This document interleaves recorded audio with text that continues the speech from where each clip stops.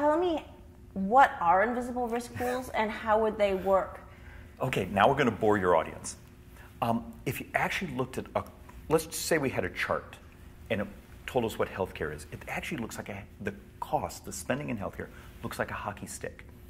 And the most expensive 5% of our brothers and sisters who have chronic conditions or are sick, that top 5% of the population used 50% of all the dollars. But our healthiest 50% only use about 3% of the dollars. So it's this hockey stick-shaped curve. What I came up with another member of Congress was, how do we do sort of risk sharing of our most expensive part of our population that often has chronic conditions? But how do you design it in a way where you have continuity of care and everyone is incentivized to keep the diabetic stable, the hemophiliac on a program that keeps them healthy? And that's what we sort of modeled. And then the beauty of it, we got the actuarial report last week, and it does a fairly substantial job in lowering everyone's healthcare premium because we've dealt with this spiking of the outliers in cost. So with the invisible risk pools, at some point the Treasury kicks in money. Correct. Well, HHS, which functionally, and there's multiple layers of money. Some of it is the capture of the premium paid by the person receiving health care. Some of it is actually taxpayer money. Some of it is the unspent portions of dollars that were in innovation grants to the state. So there's actually a whole little layer of funding.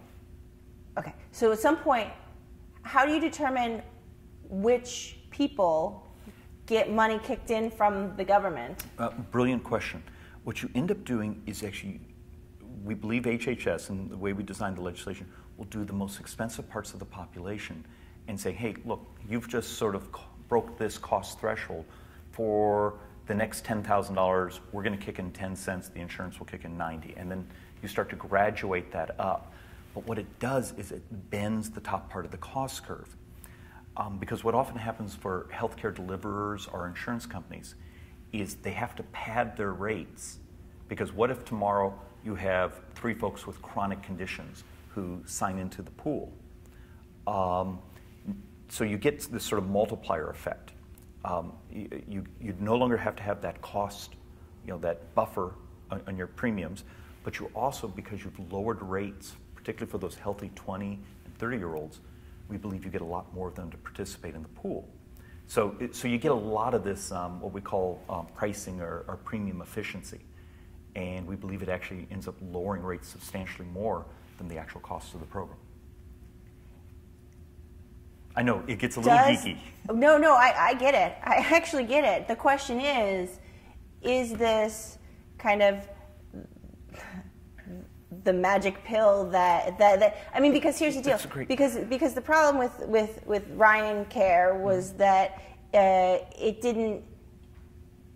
You couldn't see how it was going to stabilize prices and insure more people, right? So does this? It doesn't take care of all of it, but it takes care of a substantial portion. And what we're also working on right now is, did we do enough with the way?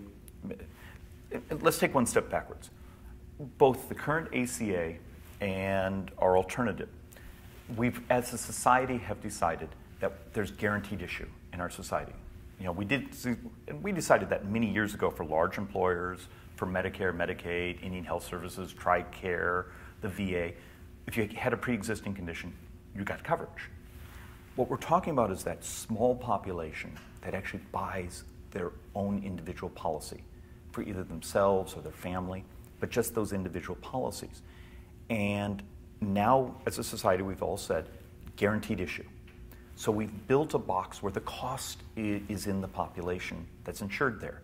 Now we have to find out, how do you move the cost around, and then how do you make it so as many healthy people will participate? That's actually one of the things that's causing the collapsing right now, particularly for us here in Arizona. When the mean silver plan on the exchanges here in Maricopa County last year had a 145% price increase. You drive out those who are healthy, and you keep getting this concentration of people like me. I have fairly severe asthma. Now, I'm very well maintained, but I would be considered one of those folks, if I didn't maintain, could be up there in that chronic cost population. I need more of these healthy folks in. So a lot of the design in the new healthcare law is, okay, how do you design the terraces to lower those costs for that 20 and 30-year-old? What I did with my risk-sharing amendment, which actually looks like it's had great efficiency. For some of this population, the actuary now says it's a 31% additional decrease in the pricing. So we're getting there. There's still a couple more tweaks we have to get to. But I have faith in the next couple of weeks we should accomplish this. Okay. That's a lot of healthcare, you know. No, I actually left. I never thought, when I was a young man, I would end up doing this. I spent 2 terms in the state legislature as a child. I was 28 years old, got elected. And I had this weird thing happen. I was there about 6 weeks, and they indicted 10% of the legislature in something called AS-Scam years ago. And I went from being a freshman member to chairing the health committee. And so I had this sort of baptism by fire, and a lot of very smart people educated me on how access works. I ended up doing the access budgets for a while. And I always have to be a little careful because sometimes I'm a little math or accounting centric. And you always have to remember this is about people and something very intimate to them, and that's their health care. But my mission in life is, how do I make it affordable? How do I make the technology, the optionalities work? Great. Okay. I have to ask you about North Korea. Sure. Where do we go at this point? Yesterday, the talk was about if North Korea launches any more missiles into the sky, are we going to shoot them down, no matter whether it's a test or they're aiming them somewhere? Well, first off, a number of the tests are actually a violation of UN resolutions. So at that point, do we actually have both that authority to react? The thing I have sort of my first optimism on is China, at least, look, you read some of the same publications, and I have not been in DC for a week, so I haven't sat through a security briefing. But China also is in a very difficult position. They do not want hordes of refugees coming across their southern border. They understand, though, a U.S. buildup of anti-missile technology and those things in South Korea is a threat to them. So there may be finally this sort of unified regional understanding that North Korea, the antics probably need to come to that they need to come to an end. But China may be our ace in the hole in beginning to put both financial pressures, diplomatic pressures, and just isolation pressures.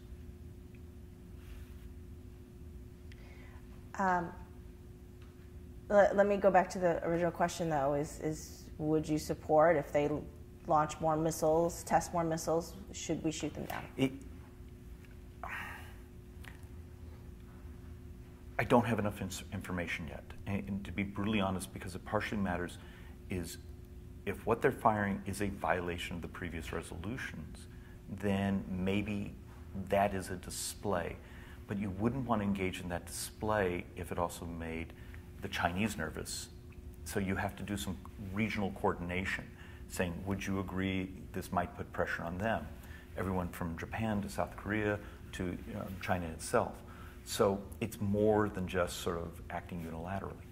Sounds like you feel there needs to be more coalition building. Well, and that's actually why Vice President Pence is in the region at this moment, is sort of building that common understanding of, what our reaction should be.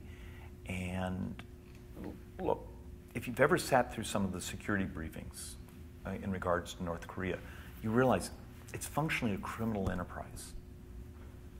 Whether it be the counterfeit currencies, some very, very dodgy things, and a lot of the evil that's in the region actually is transit through that country. Okay, switching completely different to a different kind of security, and that's border security. Your bill is what, the Build the Wall bill? What do you call it? Is this the one in regards to some of the financing mechanisms? Yes. Yeah. We did one last year, and it was actually in reaction to some frustrations where we had been promised some infrastructure near Nogales and Douglas over the last few years. So, this goes over a couple administrations. And somehow they would put them on the calendar and then the money would disappear. And it turns out that some Homeland Security was building itself a new massive office building with really shiny things in it. And so our goal was trying to say, you've been allocated resources by Congress. You made promises that these resources were going to go in certain spots. Put them in those spots you promised. What do you think about President Trump's wall? I think the president and some of the folks in the administration are starting to understand how actually really complicated part of our desert is. And as you know, if you get down there, if you've ever hiked the Chiricahuas, it's a big, brutally rugged, mountain range. It may be one of those areas where the next layer of technology is the much more practical way to provide national security. You also have to work through sort of the sensitivities of the Tohono O'odham, sovereign lands. And can we come to an agreement with them? Is it a physical barrier? Is it a type of technology? I genuinely believe physical barriers, particularly in urban areas, have a level of effect because both the quick access to transit, quick access to disappear, some often narcotics and other things into the common population. So there it makes a lot of sense. As you move further and further out in more and more rugged areas, we're going to have to look at the whole plethora of options. Okay.